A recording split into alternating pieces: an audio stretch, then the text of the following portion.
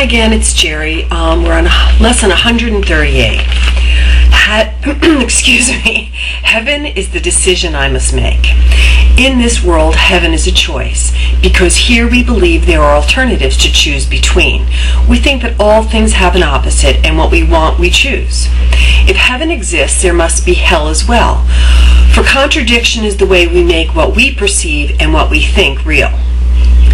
Creation knows no opposite. But here is opposition part being real. It is this strange perception of the truth that makes the choice of heaven seem to be the same as the relinquishment of hell. It is not really thus. Yet, what is true in God's creation cannot enter here until it is reflected in some form the world can understand. Truth cannot come where it could only be perceived with fear. For this would be the error. Truth can be brought to illusions. Opposition makes the truth unwelcome, and it cannot come. Choice is the obvious escape from what appears as opposites. Decision lets one of conflicting goals become the aim of effort and expenditure of time. Without decision, time is but a waste and effort dissipated. It is spent for nothing in return, and time goes by without results. There is no sense of gain, for nothing is accomplished, nothing learned. You need to be reminded that you think 1,000 choices are confronting you, when there is really only one to make. And even this but seems to be a choice. Do not confuse yourself with all the doubts that myriad decisions would induce. You make but one, and when the one is made, you will perceive it was no choice at all. For truth is true, and nothing else is true. There is no opposite to choose instead. There is no contradiction to the truth. Choosing depends on learning, and the truth cannot be learned but only recognized. In recognition, its acceptance lies, and as it is accepted, it is known. But knowledge is beyond the goals we seek to teach within the framework of this course.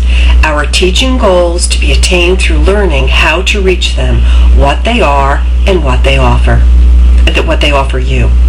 Decisions are the outcome of your learning, for they rest on what you have accepted as the truth of what you are and what your needs must be. In this insanely complicated world, heaven appears to take the form of choice rather than merely being what it is. Of all the choices you have tried to make, this is the simplest, most definitive, and prototype of all the rest, the ones which settles all decisions. If you could decide the rest, this one remains unsolved. But when you solve this one, the others are resolved with it. For all decisions but conceal this one by taking different forms. Here is the final and the only choice in which is truth accepted or denied. So we begin today considering the choice that time was made to help you make. Such is its holy purpose, now transformed from the intent you gave it, that it be a means for demonstrating hell is real, hope changes to despair, and life itself must in the end be overcome by death. In death alone are opposites resolved, for ending oppositions is to die, and thus salvation must be seen as death, for life is seen as conflict. To resolve the conflict is to end your life as well. These mad beliefs gain unconscious hold of great intensity and grip the mind with terror and anxiety so strong that it will not relinquish its ideas about its own protection. It must be moored, it must be saved from salvation, threatened to be safe, and magically armored against truth. And these decisions are made unaware to keep them safely undisturbed, apart from question and from reason and from doubt. Heaven is chosen consciously. The choice cannot be made until alternatives are accurately seen and understood. All that is veiled in shadows must be raised to understanding, to be judged again, this time with heaven's help. And all mistakes in judgment that the mind had made before are open to correction, as the truth dismisses them as causeless. Now are they without effects. They cannot be concealed because their nothingness is recognized. The conscious choice of heaven is as sure as is the ending of the fear of hell, when it was raised from its protective shield of unawareness and is brought to light. Who can decide between the clearly seen and the unrecognized? Yet who can fail to make a choice between alternatives when only one is seen as valuable, the other as wholly worthless thing? A but imagined sorts of guilt and pain. Who hesitates to make a choice like this? And shall we resist? And shall we hesitate to choose today? We make the choice for heaven as we wake and spend 5 minutes making sure that we have made the one decision that is sane.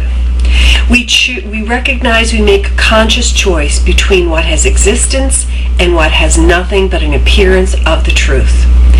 Its pseudo-being brought to what is real is flimsy and transparent in the light.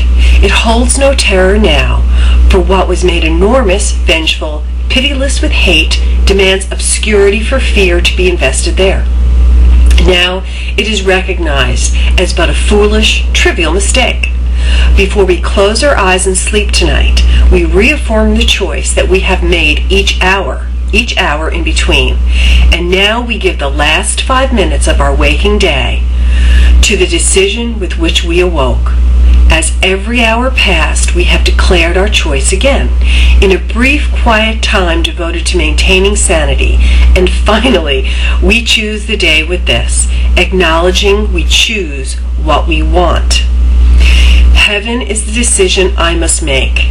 I make it now, and I will not change my mind because it is the only thing I want. And I'm going to say that again because I kind of tripped up on my words.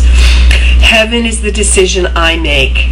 I make it now, and I will not change my mind because it is the only thing I want. So today's exercise, heaven is the decision I must make. Have a great day. I'll see you again tomorrow. I'm catching up, so have a great day. Bye-bye.